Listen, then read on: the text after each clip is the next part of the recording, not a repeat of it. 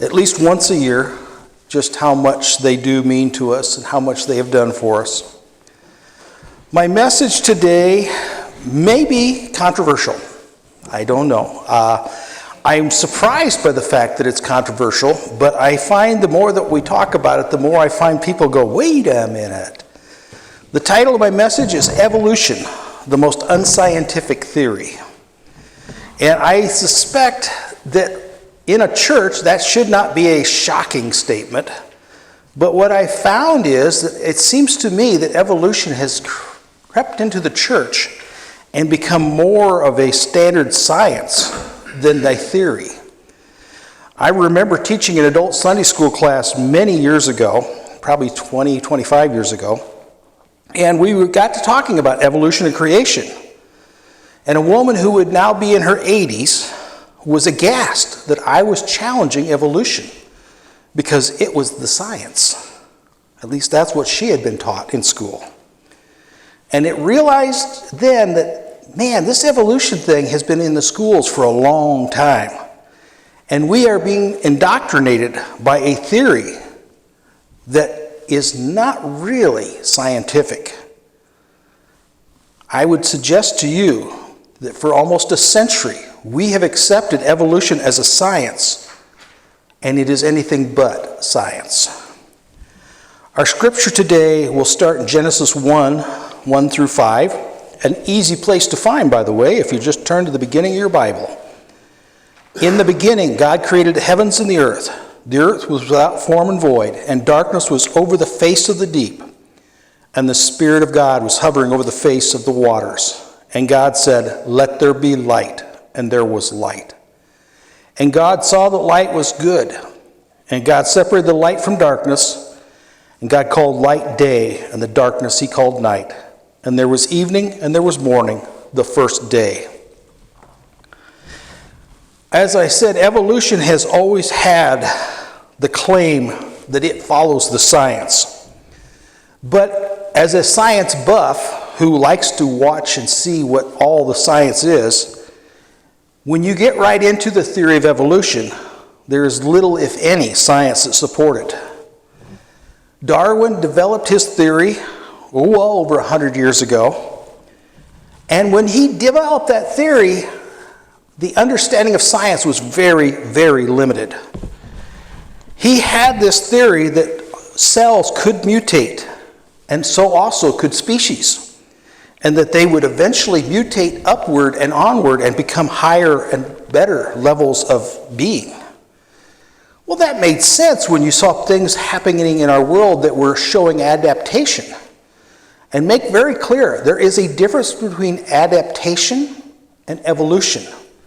There is a hummingbird with a long, long beak and long, long tongue in the South American jungle. And that hummingbird has adapted that longer beak and tongue to reach the flowers that it has access to. The hummingbirds you have around here do not. That is not evolution, it's called adaptation. If you will notice, most of us are pretty pale in skin color because most of us come from ancestors who lived in the northern climates.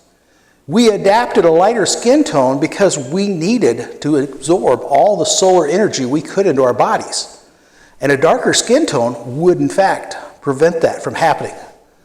However, if you go to Africa, where they see a lot more sun than we do, their skin tone has darkened. They are not a different species, as Darwin would have accepted and many of the people of his time. They are simply adaptations, that they are a different color because they need protection from the sun that we do not. Adaptation and evolution are two distinctly separate things.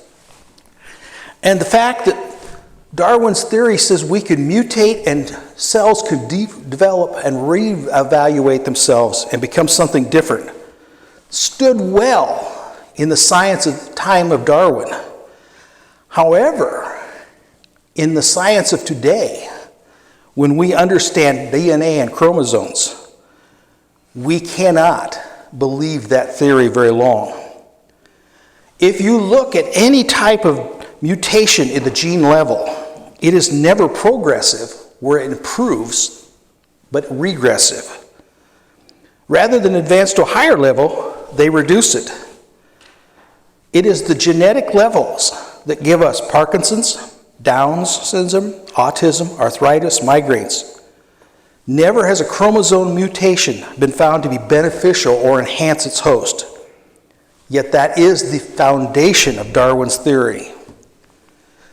Now, I think that evolution is a well-named theory because it has gone through more changes than any other theory out there. I remember in junior high, my science teacher telling me that the world and the universe all started out in a primordial swamp.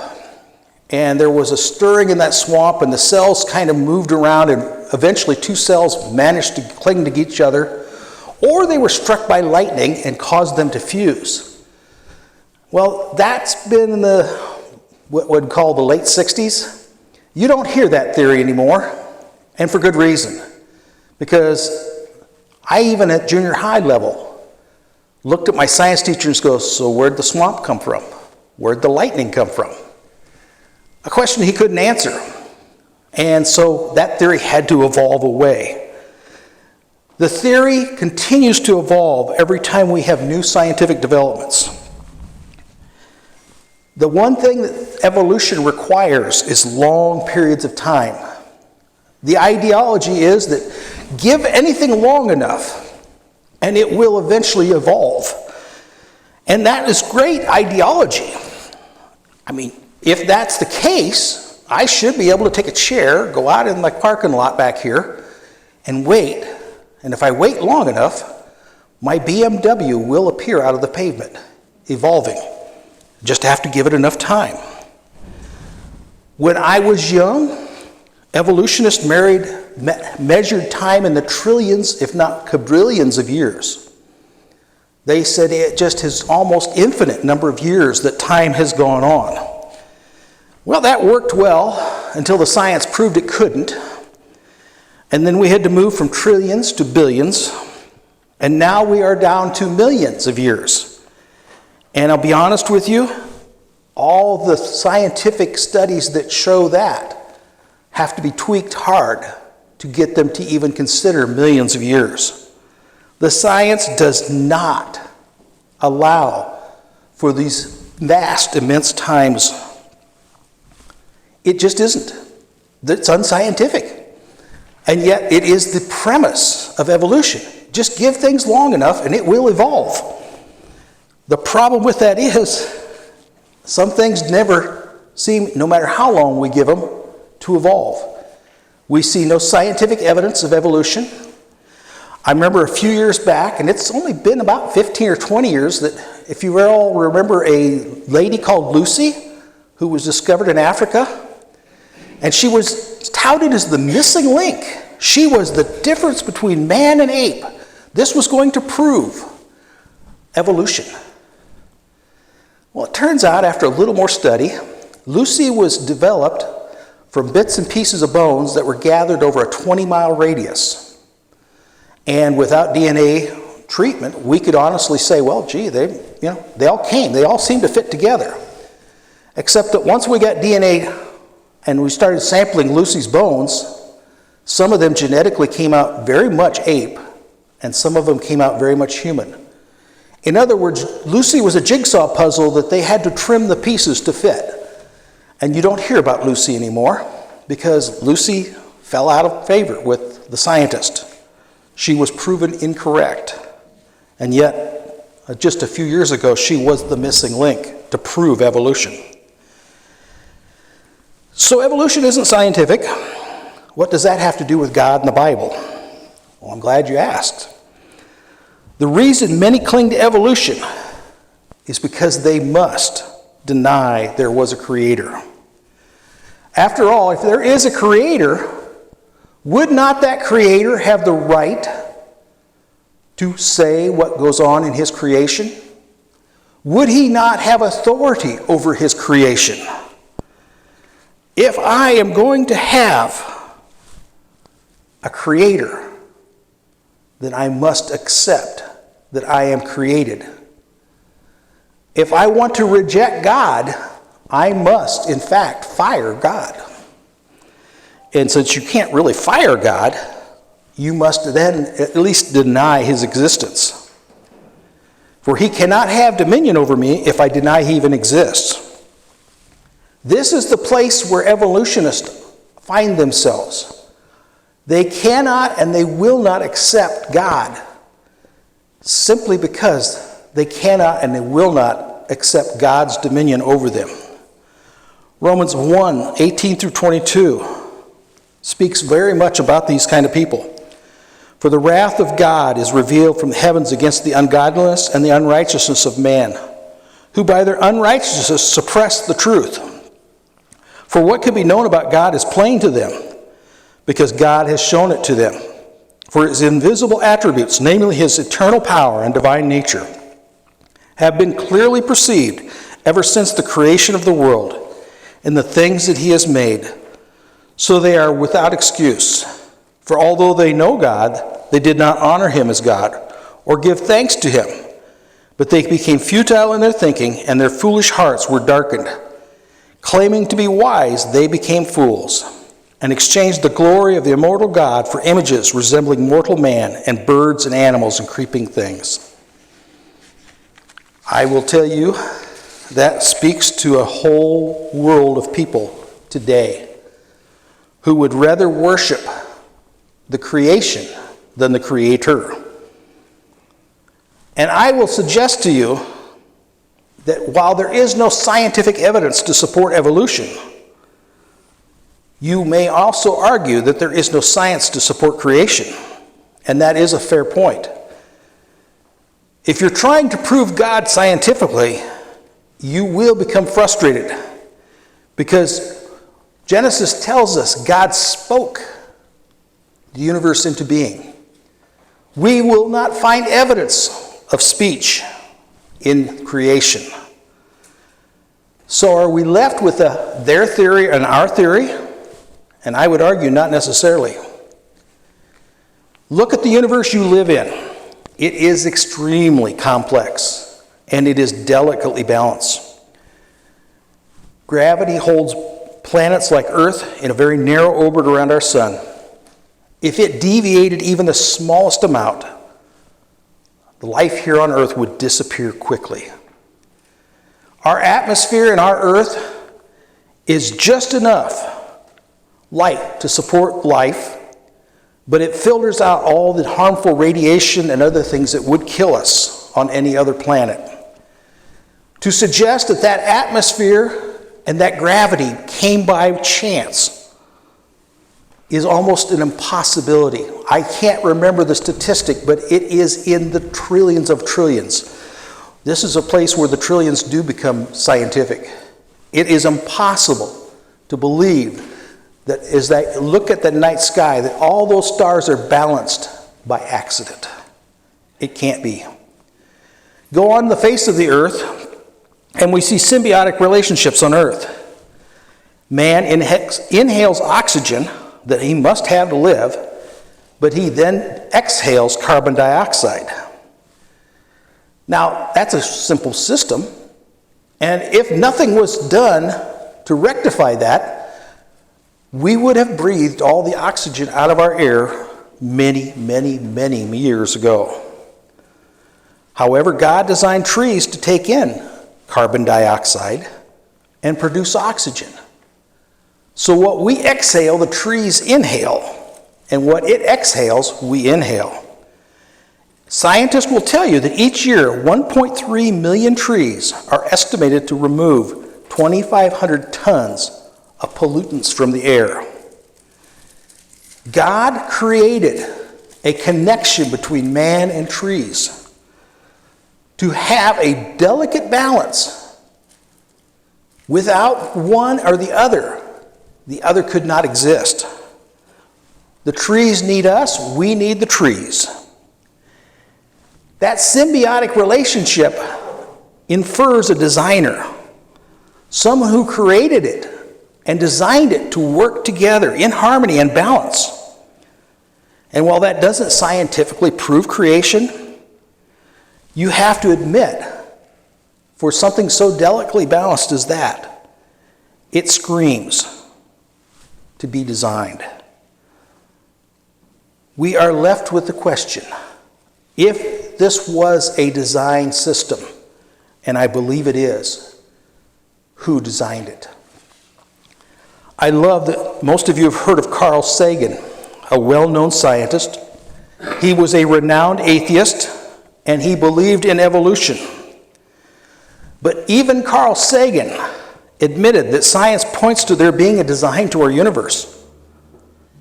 Even a scientist like Carl Sagan, who wants to deny God, must confess this system seems to be designed.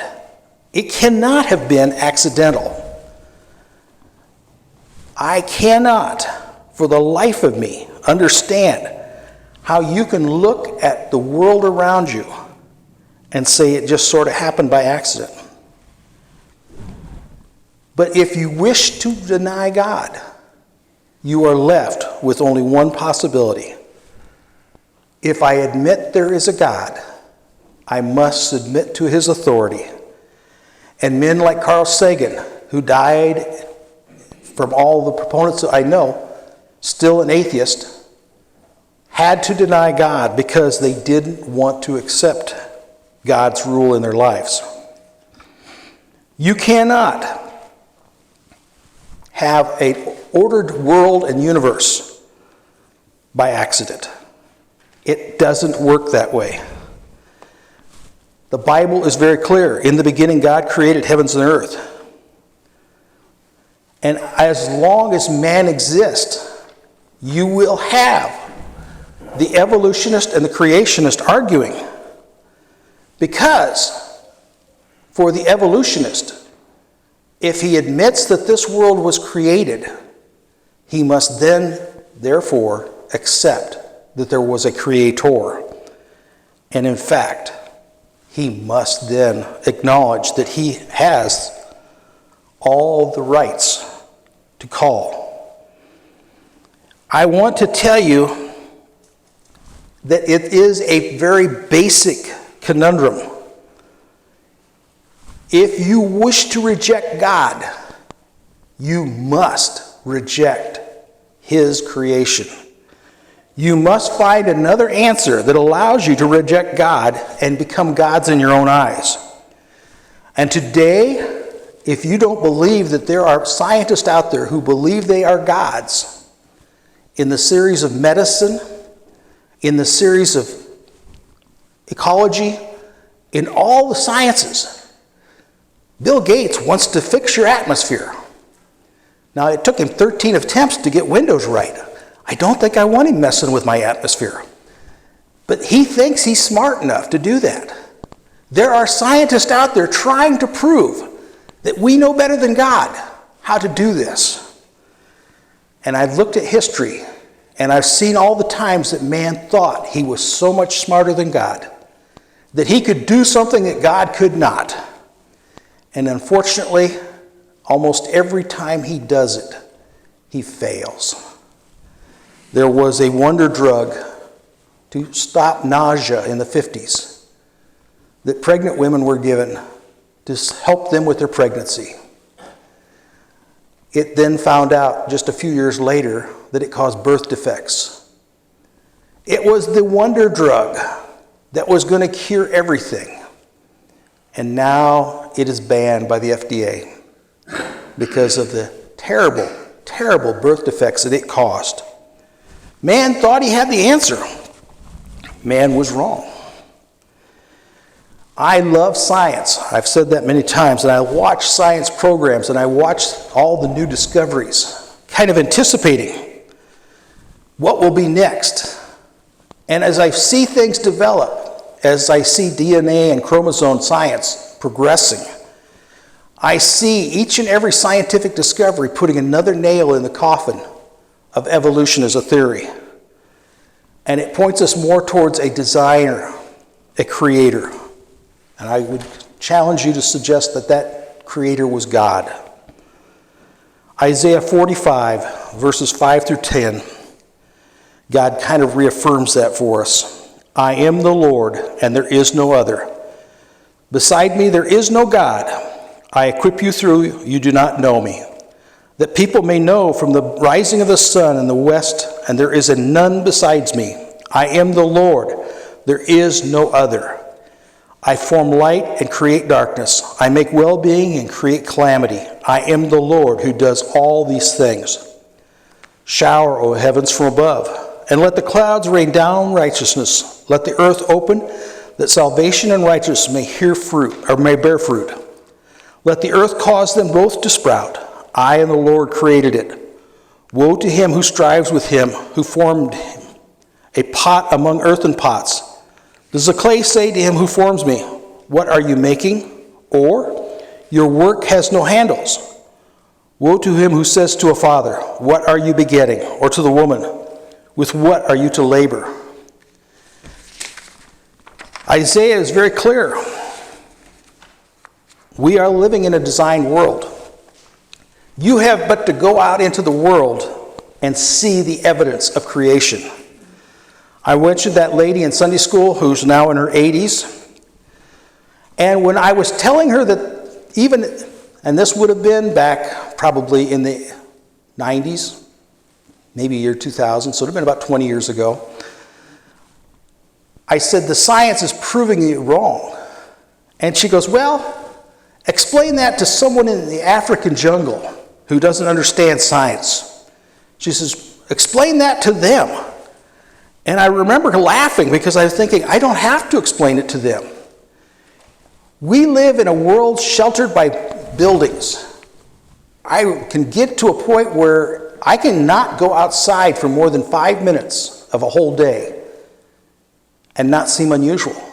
That's our normal in our world today. It is rare for us to spend hours in nature anymore. But for someone who grew up in the bush or in the back of Africa, they will look at nature and they will see a designer. They will look at the sky at night and see all those stars held in place and go, that is no accident. That was designed. That is controlled.